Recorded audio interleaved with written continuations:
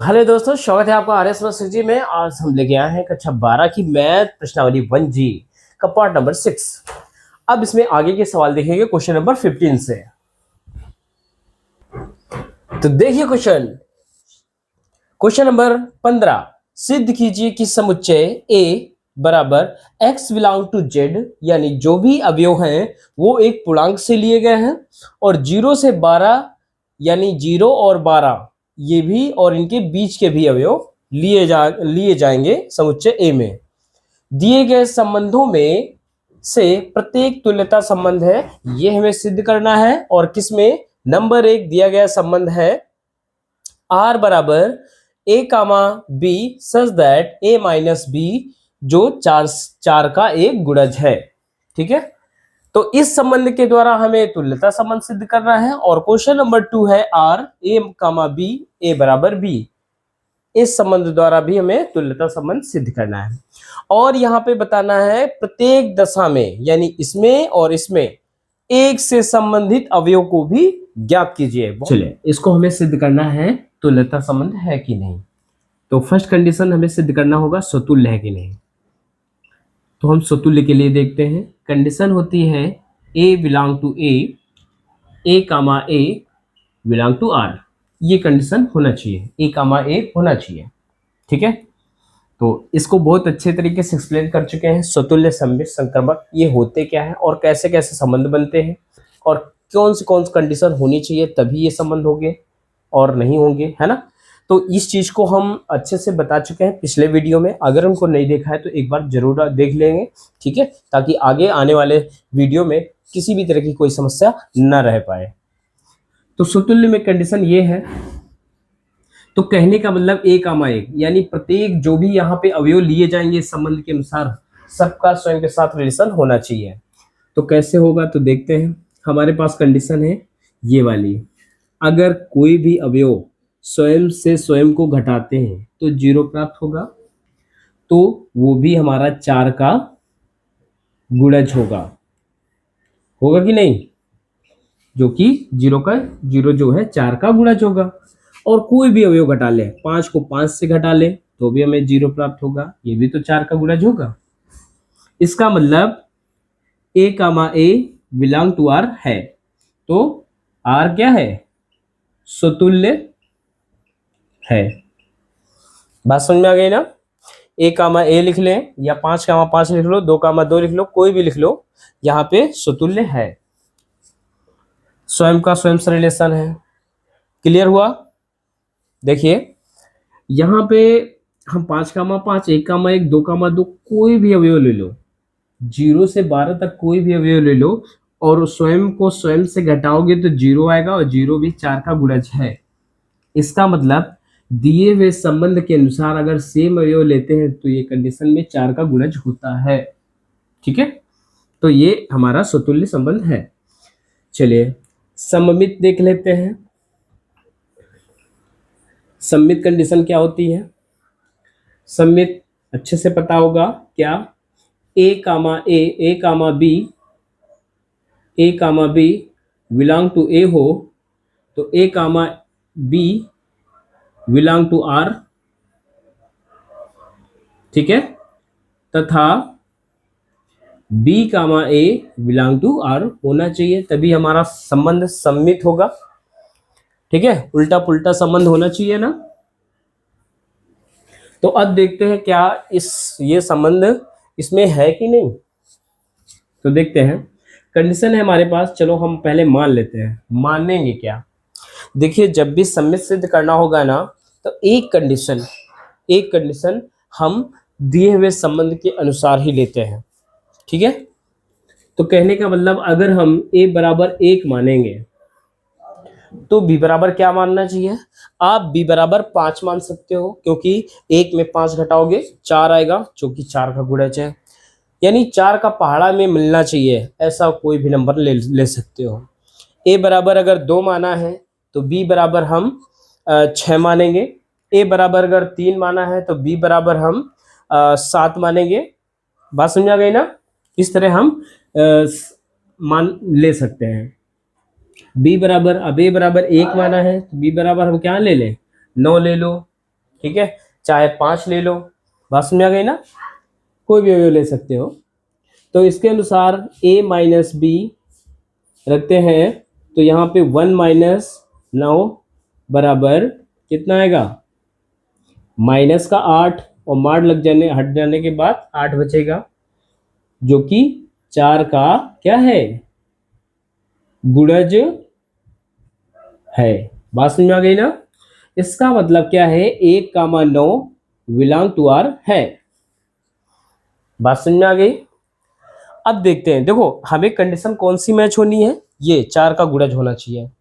कैसे, कोई भी अवयव माने जो 4 का गुणज हो, अगर पहली कंडीशन पे हो रहा है तो दूसरी कंडीशन होगी तो हमारा सम्मित होगा, और नहीं तो सम्मित नहीं होगा। देखते हैं, उल्टा करने के बाद b माइनस ए, ठीक है, b माइनस ए का मतलब b का मान 9 है, 9 में 1 घटाओगे क्या मिलेगा, 8, 8 मिला, ये 8 आया ना, 4 का गुणज है कि नहीं, 4 का गुणज है। इसका मतलब क्या है, 9,1 बिलोंग टू आर है, यानी उल्टा पुल्टा अवयव मिल जाएंगे। और ये मत सोचना कि हम जो है a बराबर 1 मान लिया तो b बराबर 3 हम मानेंगे, और वहां पे a माइनस बी का अंतर नहीं हो रहा है तो ये सम्मित नहीं होगा, ऐसा नहीं है। ध्यान से देखिए, अवयव तो हमारे पूरे हैं ये 0 से 12 तक, लेकिन इनसे वही अवयव लिए जाएंगे जो इस कंडीशन में हो। बात समझा गई ना। तो इस कंडीशन को हम करेंगे, 0 से 12 तक के अवयव लेंगे, उसमें फिर देखेंगे कि कौन कौन से अवयव हैं, उनके अनुसार हम ये कंडीशन सिद्ध करते हैं। ठीक है, तो ये क्या है, आर हमारा सममित संबंध है। बात समझ में आ गई ना, तो सममित है। अब हम संक्रमक के लिए देख लेते हैं। तो संक्रमक की कंडीशन क्या होती है, सबसे पहले उसको नोट कर लेते हैं।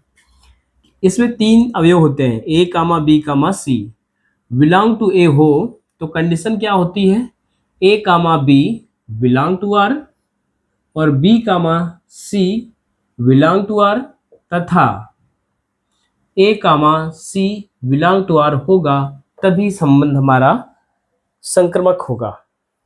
तो यहाँ पे हम दो जो कंडीशन मानेंगे वो दिए गए संबंध के अनुसार ही लेंगे। ठीक है, दिए गए संबंध के अनुसार ही लेंगे।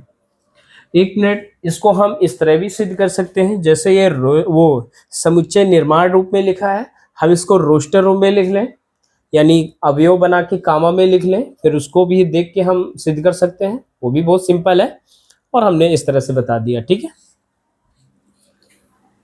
चलिए इसको देखते हैं फिर। तो क्या लिखेंगे यहाँ पे, ए बराबर, ये दो कंडीशन को हम ऐसे मानेंगे, दिए गए संबंध को फॉलो करें, ऐसे हम इसको मानेंगे। ए बराबर अगर 2 मान लिए हैं तो बी बराबर हमें 6 मानना पड़ेगा, या हम 10 मान सकते हैं। ठीक है, 10 मान लें, चलो हम 6 मान लेते हैं, 10 भी मान सकते हो। और सी बराबर मान लेते हैं क्या, 10 मान लेते हैं। बात समझ आ गई। चलिए इसको देखते हैं। अब कंडीशन है a माइनस बी मॉड में, तो यहाँ पे 2 माइनस 6 क्या मिला, 4, माइनस का 4 मिलेगा, मान हटाने के बाद 4 आएगा।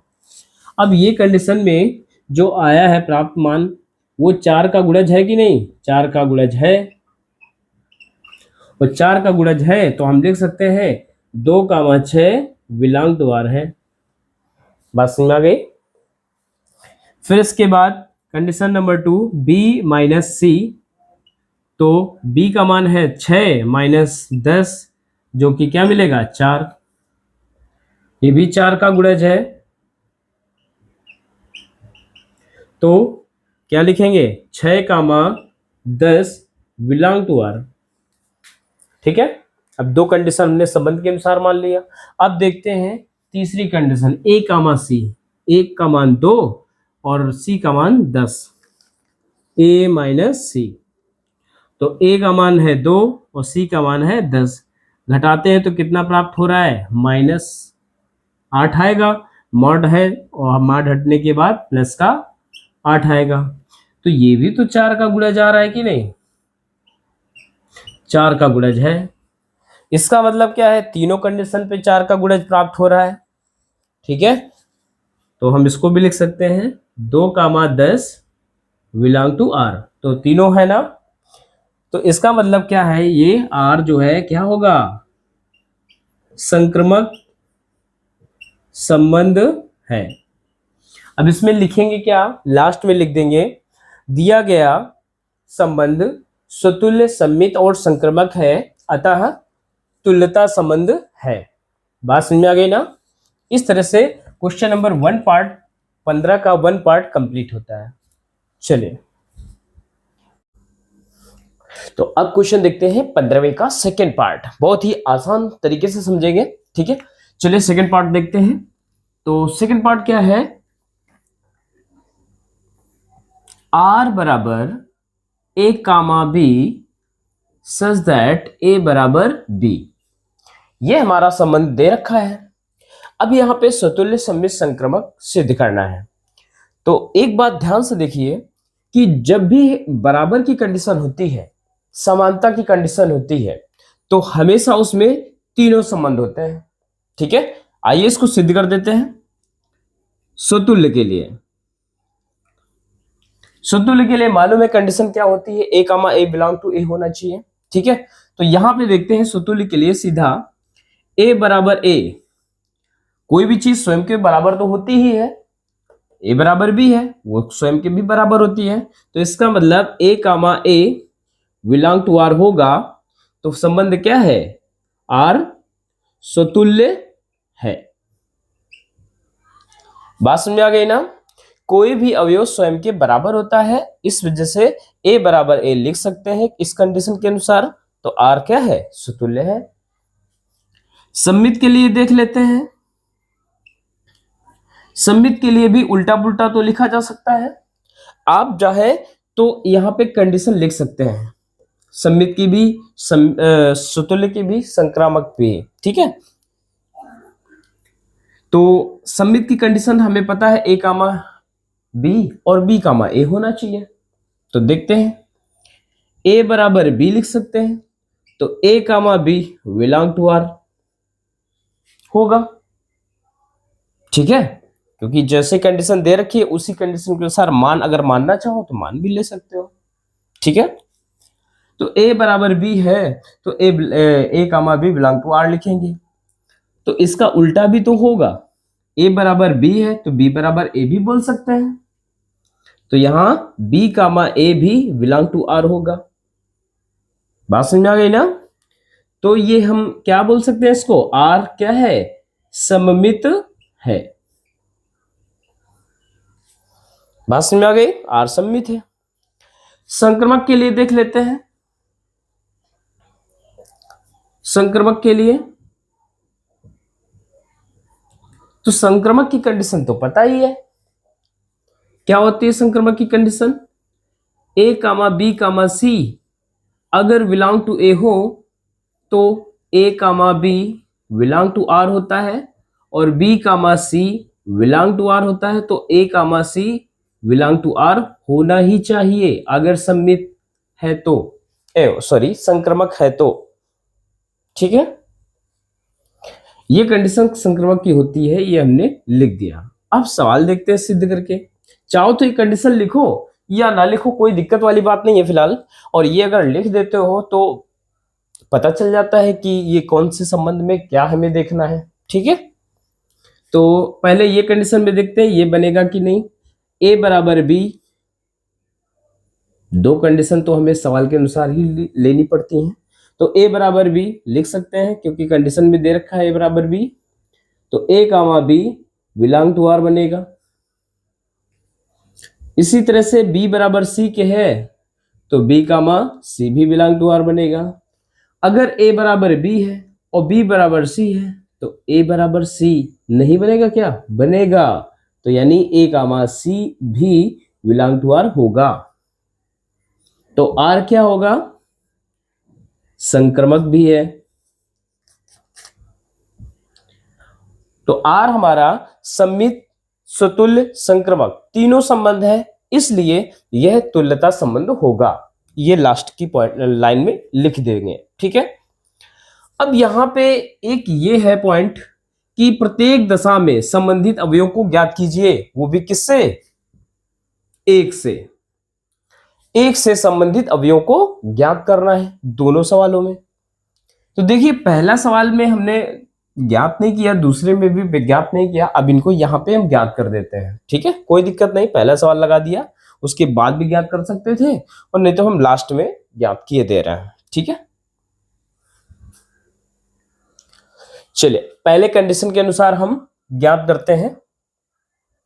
पहले कंडीशन के अनुसार हम ज्ञात करते हैं एक से संबंधित अवयव कौन कौन से होंगे, ठीक है। एक से संबंधित अवयव कंडीशन नंबर 1 में है, ठीक है, उसी सवाल के नीचे इसको लिख देना, ठीक है। तो एक से संबंधित अवयव कौन से होंगे? जो अवयव एक में घटाने पर ऐसी संख्या प्राप्त हो जो 4 का गुणज हो, वही एक से संबंधित अवयव होंगे, ठीक है। तो एक में क्या घटाया जाए, इनको हम यहां पे रफली कर सकते हो। एक में क्या घटाया जाए जो 4 से विभाज्य हो? एक में एक 0 से 12 तक के अवयव है, एक में 1 घटाया जाए तो 4 से विभाज्य है, एक में 5 घटाया जाए तो 4 से विभाज्य है, एक में और क्या घटाया जाए, 9 घटाया जाए तो भी 4 से विभाज्य है, और एक में क्या घटा सकते हैं, और एक में 13 घटा सकते हैं, लेकिन 13 यहाँ पे अवयव दिया नहीं गया है।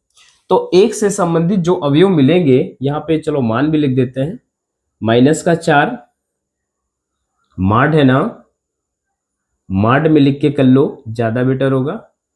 और माड में लग जाने के बाद क्या होगा, 4, यहाँ पे -8, तो यहाँ पे क्या मिलेगा, 8, जो कि 4 का गुणज है, 4 का गुणज है। ये लिखना हो तो लिखो, ना लिखना हो तो ना लिखो। तो एक से संबंधित अवयव लिखना है, हमें पता चलना चाहिए कैसे निकाले गए हैं। तो 1, 5 और 9 यही होंगे एक से संबंधित अवयव, क्योंकि एक में ये अवयव घटाने पर जो नंबर आता है वो 4 का गुणा जाता है। बात समझ में आ गई? चलिए सेकंड नंबर के लिए देख लेते हैं एक से संबंधित अवयव। एक से संबंधित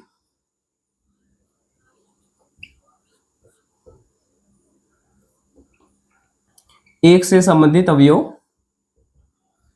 क्वेश्चन नंबर 2 के लिए, इसके लिए तो ए बराबर बी है, तो एक के बराबर कौन अवयव हो सकता है? सिर्फ एक हो सकता है, एक बराबर एक तो हो सकता है। तो यहां पे एक से संबंधित अवयव सिर्फ एक होगा। बात समझ में आ गई ना? क्योंकि एक के बराबर एक ही होगा ना, और कोई नंबर हो ही नहीं सकता है, क्योंकि इसमें बराबर की कंडीशन दे रखी है। चलिए बात समझ में आ गई ना? तो इन आंसरों को चाहो तो क्वेश्चन नंबर 1 डाल के लिख सकते हो उसके नीचे, या तो क्वेश्चन कंप्लीट होने के बाद भी लिख सकते हो, ठीक है। चलिए क्वेश्चन कंप्लीट हुआ, अगला क्वेश्चन देखते हैं। चलिए क्वेश्चन नंबर 17 देख लेते हैं, ठीक है। सिद्ध कीजिए कि समुच्चय जो है a बराबर 1, 2, 3, 4, 5 में r जो संबंध है a, b such that a minus b mod में ये जो प्राप्त हो रही है संख्या a माइनस b से वो सम संख्या है, ठीक है। हमें ऐसे नंबर लेना है। देखो a क्रॉस a बनाओगे तो कितने 5 5 25 अवयव बनेंगे, बहुत सारे अवयव बन जाएंगे 25। अब 25 को बनाना बैठेंगे तो बहुत सारे बन जाएंगे, इससे अच्छा हम बनाएंगे नहीं।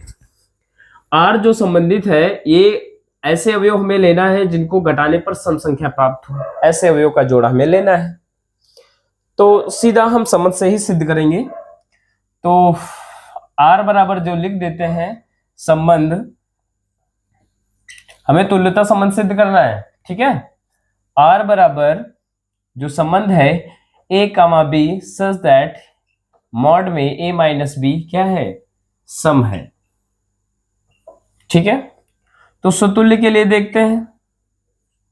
स्वतुल्य यानी अगर कोई भी संख्या सेम अगर लें, उसको घटाएं तो क्या सम नहीं प्राप्त हो रही है, यानी दी हुई कंडीशन सेम संख्या लेने पर कंप्लीट हो रही है, इस वजह से ये स्वतुल्य होगा। सममित की बात करें तो अगर हम पहला कंडीशन जो a माइनस बी की होती है, a माइनस बी ऐसे नंबर ले रहे हैं जिनको घटाने पर सम संख्या प्राप्त हो रही है, तो क्या इसको उल्टा घटाने पर सम संख्या नहीं प्राप्त होगी? आराम से होगी।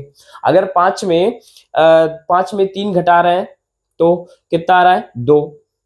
तो 3 में 5 घटाएंगे तो क्या 2 नहीं आएगा? -2 आएगा, जो कि मार लगाए तो समेत मतलब माइनस तो हट ही जाएगा। माइनस प्लस से कोई मतलब नहीं है। फिलहाल हमें सम संख्या मिलेगी कि नहीं? जरूर मिलेगी। ठीक है, तो इसी चीज को हमें ध्यान में रखना है। तो स्वतुल्य भी हो जाएगा और सममित भी हो जाएगा। चलिए संक्रामक के लिए बताते हैं। अगर हम दो कंडीशन में ऐसे नंबर मानते हैं जिनको घटाने पर सम संख्या प्राप्त हो रही है, तो देखते हैं क्या तीसरी कंडीशन पे जो बनती है a comma B, B comma C, A comma सी बनेगा कि नहीं, यानी a में c को घटाने पर सम संख्या प्राप्त होगी कि नहीं, वो चीज यहाँ पे देखते हैं और सिद्ध करते हैं। सवाल ध्यान से देखिए। स्वतुल्य, अगर हम देखो कंडीशन लिखना हो तो लिख दो, हम बार बार हर सवाल में लिखते चले आ रहे हैं, अब जो है नहीं लिख रहे हैं। ठीक है, ये सबको पता हो चुका है, लिखना चाहो तो लिख सकते हो। तो यहां पे क्या लिखना है, a में अगर a घटाएंगे तो 0 प्राप्त होगा। 0 क्या है? सम है कि नहीं, यानी सारे अवयव स्वयं से रिलेशन में होंगे क्योंकि उनको घटाने पर हमें सम संख्या प्राप्त हो रही है। इस वजह से r क्या है? स्वतुल्य है। r स्वतुल्य है। सममित की बात करते हैं। सममित की बात करते हैं तो यहां पे ऐसे लिख सकते हो a comma a belong to r, तो r क्या है? स्वतुल्य है। ठीक है, अब सममित की बात करते हैं तो a माइनस बी, ठीक है, अगर सम संख्या प्राप्त हो रही है, a माइनस बी क्या है? अगर a माइनस बी क्या है? सम है, तो b माइनस ए भी क्या होगा? क्या होगा? सम होगा कि नहीं? सम होगा। यानी a माइनस बी है तो a comma B belong to r होगा, तो ये भी तो सम हो रहा है, तो b कामा a भी बिलोंग टू r होगा। ठीक है, बात समझ में नहीं आई क्या? अरे मान भी ले सकते हो। a का मान अगर हम देखो, a का मान अगर हम क्या ले लें, a का मान 2 ले लें, 2 है ना, 2 में क्या घटाया जाए? चलो अगर विषम की बात हो रही है तो हम a बराबर 1 ले रहे हैं, और b बराबर हम क्या ले रहे हैं? b बराबर जो ऐसी कंडीशन लो जिनको घटाने पर हमें सम संख्या प्राप्त होनी चाहिए, पहली कंडीशन 3 ले लें। तो 1 में 3 घटाओगे तो -2, जो कि क्या है? सम है। और 3 में घटाओगे तो 2 ही प्राप्त हो रही, ये भी तो सम हो रही है। तो इस वजह से संबंध क्या है? r सममित है। r क्या है? सममित है। बात समझ में आ गई? आएगी नहीं? तो चाहो तो बिना एग्जाम्पल के भी प्रूव कर सकते हो और एग्जाम्पल देके भी प्रूव कर सकते हो, लेकिन एग्जाम्पल उसमें देना जरूरी होता है जिसमें सभी कंडीशन पे ये अलाउ नहीं होता है। मतलब नहीं समझे? देखिए, जैसे अगर हम कहें a less than B cube है, ठीक है, अगर इस कंडीशन में हम एग्जाम्पल नहीं देंगे तो ये तो सभी कंडीशन पर सही हो रहा है। कुछ ही ऐसी कंडीशन है जिसपे गलत साबित होता है। अगर एग्जाम्पल नहीं देंगे और हम लिख देंगे ये स्वतुल्य, सममित या संक्रामक नहीं है, तो ऐसे नहीं प्रूफ हो पाएगा फिर। ठीक है, मिस्टेक हो जाएगा ये। तो इसमें एग्जाम्पल देना जरूरी होगा, क्योंकि कुछ ऐसे कंडीशन, ऐसे नंबर होते हैं जिन पर ये कंडीशन मैच नहीं होती है, यानी स्वतुल्य, सममित, संक्रामक नहीं होता है, और अधिकतर ज्यादा कंडीशनों पे ये स्वतुल्य, सममित, संक्रामक होता है। तो यहाँ पे अगर एग्जाम्पल नहीं देंगे तो गलत हो जाएगा। यहाँ पे आप एग्जाम्पल नहीं भी देंगे कोई दिक्कत नहीं, क्योंकि ये ऐसा कोई भी नंबर हम लें जिसमें पहली कंडीशन घटाने पर सम आ रहा हो, तो दूसरी जरूर आएगी सम। ठीक है, उल्टा उल्टा कर रहे हो, चाहे जैसे करो, समय आएगा अगर पहली कंडीशन पे सम आ रहा है तो। ठीक है, तो इसलिए यहाँ पे एग्जाम्पल देना जरूरी नहीं है, आप दे भी सकते हो जैसे हमने दे दिया। बात समझ आ गई? चलिए संक्रमक देख लेते हैं। संक्रमक के लिए क्या है? संक्रमक के लिए देखिए, अगर हम a माइनस बी किए तो यहां पे सम प्राप्त हो रही है। क्या हो रही है? सम है, सम संख्या आ रही है। और b माइनस ए किए तो भी क्या आ रहा है? सम है।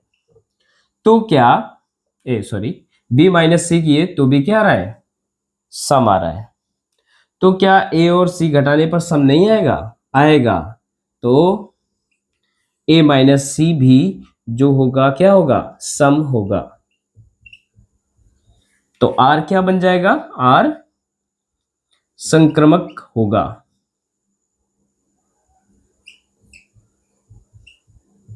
ठीक है, यहां पे इसके बाद लिख सकते हो a comma b belong to r, क्योंकि इनको घटाने पर सम संख्या प्राप्त हो रही है तो ये अवयव होगा हमारा। b में c घटाने पर असम संख्या प्राप्त हो रही है तो b कामा c अवयव होगा। और a में c घटाने पर सम संख्या प्राप्त हो रही है, इस वजह से a कामा c भी बिलोंग टू r होगा, अतः r संक्रमक होगा। अब इसको हम एग्जाम्पल से समझाते हैं। ठीक है, अगर हम a बराबर 1 मान लें, b बराबर 5 मान लें और c बराबर 3 मान लें, कुछ भी मान लो। ठीक है, और अदर भी नंबर ले सकते हैं, लेकिन ऐसे नंबर लेना है कि 1 में अगर 5 घटाएं तो सम संख्या प्राप्त होनी चाहिए। ठीक है, और 5 में अगर 3 घटाएं यानी b में c घटाएं, b में c घटाओ यानी 5 में 3 घटाओ तो भी सम संख्या प्राप्त होनी चाहिए। ठीक है, अगर ऐसा हो रहा है, दो कंडीशन पे हो रहा है, तो क्या देखते हैं कि a में 1 में 3 को घटाने पर सम संख्या प्राप्त हो रही है कि नहीं? 1 में 3 घटाने पर सम संख्या इसमें भी प्राप्त हो रही है, इस वजह से संबंध क्या होगा? संक्रमक होगा। बात समझ में आ गई ना? अगर कोई दिक्कत हो तो कमेंट के माध्यम से जरूर बताएंगे, और प्रत्येक वीडियो को बहुत अच्छे ढंग से देखेंगे, पूरी तैयारी आपकी कंप्लीट करवाएंगे। ठीक है, तो चलिए अगला क्वेश्चन देखते हैं। फिर क्वेश्चन नंबर 17 में थोड़ा और भी पॉइंट है। क्या कि लिखा हुआ है 1 कामा 3 कामा 5 1 कामा 3 कामा 5 अवयव एक दूसरे से संबंधित है। ठीक है, तथा समुच्चय 2 कामा 4 अवयव भी एक दूसरे से संबंधित हैं। ठीक है, ये भी इसमें बताना है सवाल में, क्वेश्चन नंबर 17 में। ठीक है, तो कह रहा है सवाल में कि 1 कामा 3 कामा 5 अवयव एक दूसरे से संबंधित हैं और 2 कामा 4 भी अवयव भी एक दूसरे से संबंधित है, लेकिन 1 कामा 3 कामा 5 तथा 2 कामा 4 अवयव के अवयव एक दूसरे से यानी इसके अवयव और इसके अवयव एक दूसरे से संबंधित नहीं होंगे।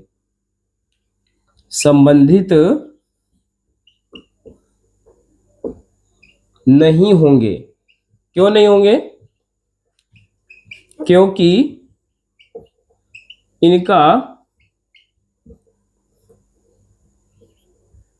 इनका अंतर सम नहीं है। बात समझ आ गई ना? यानी इन अवयव को और इन अवयव को अगर आपस में घटाते हैं तो सम संख्या प्राप्त नहीं होती है, इसलिए ये समुच्चय के अवयव और ये समुच्चय के अवयव एक दूसरे से संबंधित नहीं होंगे। अब हुआ क्वेश्चन नंबर 17 कंप्लीट। ठीक है।